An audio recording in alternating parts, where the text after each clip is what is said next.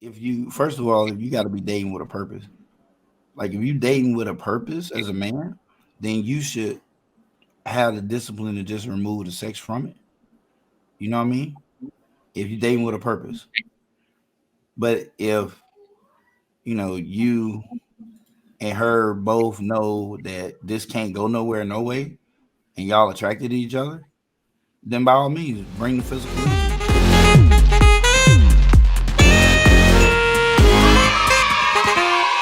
It's not so much you come in and you say, hey, I need to be trained, but like the young lady said, like the gentleman said, it has to be done.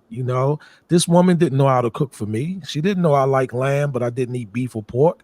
She didn't even know how to cook lamb, right? So where did she go? She had her grandmother teach her how to make it. And then after her grandmother taught her how to make it and the veggies that go with it, she tweaked it according to the seasons that I like, right? So I'm just giving a small example of that.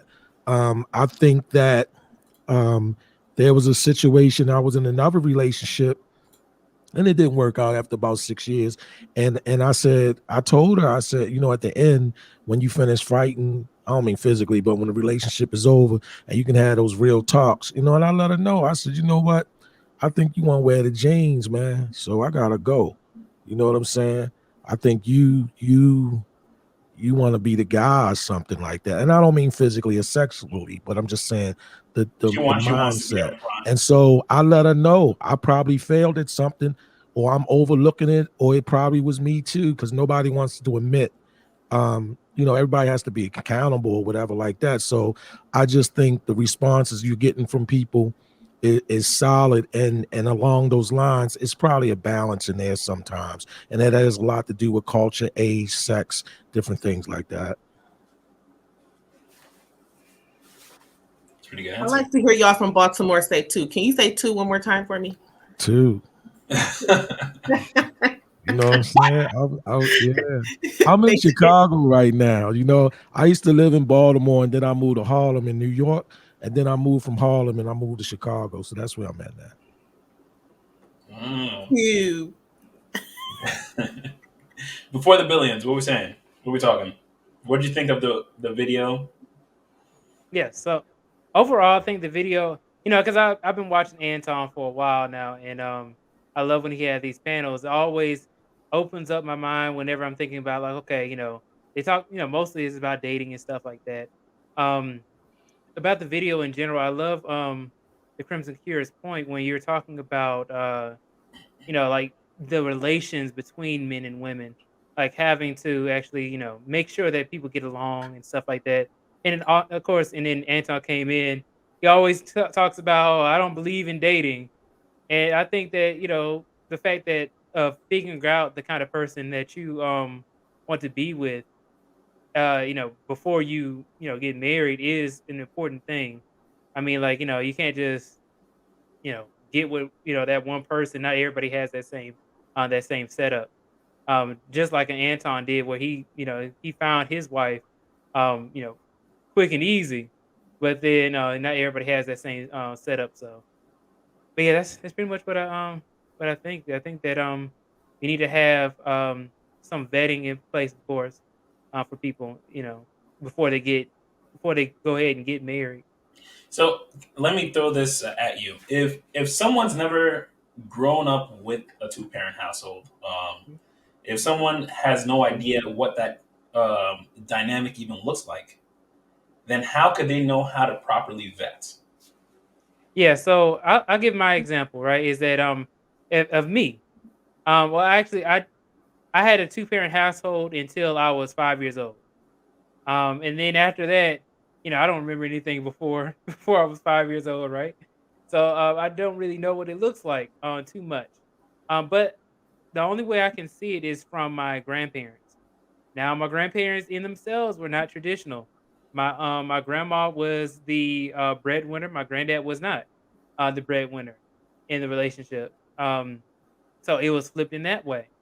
But what I would say about vetting is that we need more people in the space to kind of give out that information out there. Because with me, I didn't know how to vet. Right? I don't expect people to know how to vet without having somebody either guide them, and then because of of course, your space is a way that you actually talk about these types of topics. Because when I was younger, we didn't have anything like this. We didn't have anybody talk about relationships. It's you kind of were just all on your own. And with that, you end up getting into relationships with people, and you're like, oh, you know what? They said they like me, so now we in a relationship. And you don't really know what to vet or what a red flag looks like. Somebody can be waving a red flag in front of you, and you'd be like, oh, well, I'll deal with it. I can learn how to live with it. It looks very festive with that flag. That's it. Right. So yeah, overall, I don't expect people to know how to do it by themselves, but I think because we're giving more information out there, having people who are older also coming up and then telling me this, like, hey, watch out for this. If somebody's out here hitting on you or something like that, if somebody's out here talking bad about you, being negative, you don't need to be with that person. Stuff like that you would think would be common sense, it's not really that common. So, you need to go ahead and understand these things by listening to others, by listening from other people's mistakes, because you don't want to make those same mistakes yourself. Because I feel myself getting sleepy. So that's why I wanted to talk to you about. Who's saying that? Who's talking?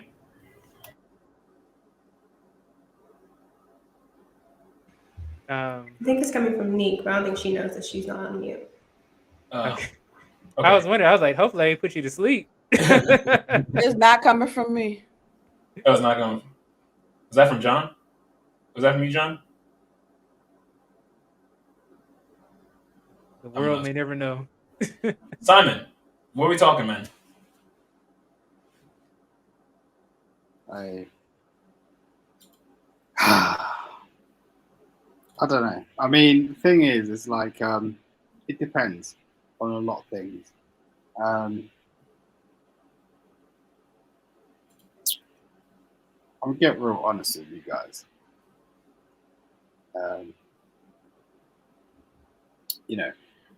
I wasn't privileged enough to sort of be brought up in a household with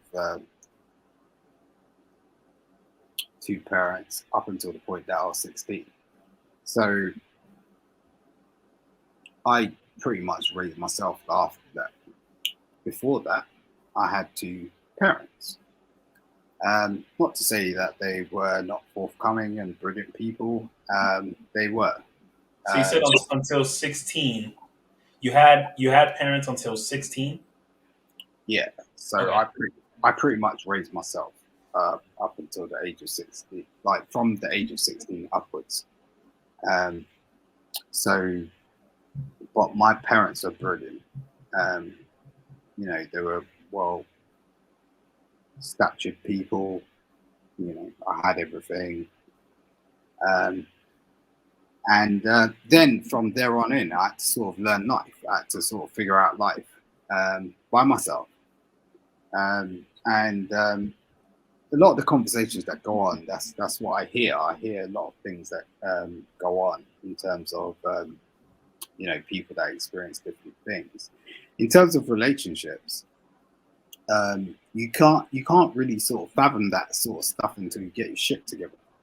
And it's only a certain point in time where you sort of figure your stuff out, and then that's nothing that can come through like the education system or this, that, the other. It's like it's just a life journey, and you might be fortunate or disfortunate enough to bump into different types of people. I was fortunate enough to have a mentor, and that mentor sort of guided me in a way that was very positive, to say the least. So, I think that's why sometimes I get on these channels and on these platforms, and I say the best thing to do is, like before the billions, like you see people and you gauge from them, and you can see them as a mentor. gauge that, take that, and get everything you can from there, and live your life. At the same time, you know, YouTube ain't everything. Obviously, we all have our own lives offline. You know, we all have our own people that are not willing to sort of come up here and do all that sort of stuff. But you know, but it's all. I just try to push the positive. And I think you got away from the question a little bit. I'm not gonna lie to you. yeah, please retract me. Yeah. You were you rambled a little bit. I'm gonna let it slide. No, do that to me, please. I do that. Please. What's the question? John, you still there? Yep, I'm just waiting to talk. Okay. So, well, are you gonna talk? Nah, you was telling Simon you was about to say something, and I'm probably gonna chime in on it. So go ahead. No, I was going to jump to you. That's why I asked you. Well, I mean, I always like what I don't always get a chance to watch Anton, but it's Anton shows, but he do put together some really good panels, and they do make some really good points. And one part that I really wanted to touch on was when she was saying that that's all. I couldn't hear that part. That's all that she had. That all that we have to offer. What exactly was she talking about when she said that? Because it cut out a little bit. I didn't hear it. She was saying that if a man is saying that, oh, you know, after the third date, if she's not having sex with me, then she's not worth it. She's not worth my time. That man only sees you as a sexual object. He doesn't see you as anything beyond just sex. So that man is not really courting you for anything beyond sexual pleasure. Right. Yeah. I mean, I believe that if you first of all, if you got to be dating with a purpose. Like if you dating with a purpose as a man, then you should have the discipline to just remove the sex from it. You know what I mean? If you're dating with a purpose. But if you and her both know that this can't go nowhere, no way, and y'all attracted to each other, then by all means bring the physical into it. But if you dating with a purpose and you dating to be married, then you should remove the sex from it because sex clouds your judgment tremendously on both sides. As a woman, it clouds your judgment, and as a man, it clouds your judgment. You start to think more from a lust and confuse it with love, and then you start making really bad decisions. This person you don't have you're not compatible or complementary. You have no compatibility or complements of each other, but instead you just gonna force this square into this circle, and we just gonna make it work. We just gonna make it work until we stretch the boundaries of this circle and get the circle around the square. Which is what we're gonna do. And then one day it just pops off and you're divorced. And then you've wasted 10, 20, 15 years of your life. 15 years of your youth that you can't get back with the person that you should have been with in the first place. And then why do you think a certain way? I mean, how do you see you? Before you even start dating, how do you see you? Unique made a really good point earlier before Clement stopped her, because she know I made bad decisions, but here's the thing about me. I don't care, and I voice them all the time.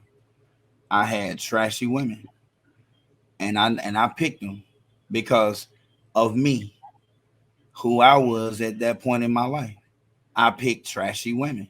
But why did I pick trashy women? Because I was trash myself. I just made a lot of money. That didn't make me any better because I made a lot of money. I was still trash. But I also felt some kind of way when I attracted women who made good money. one of the reasons I felt some kind of way is because I don't really care how much money she make. I knew I had the mentality to be the provider, but I was feeling some kind of way about me.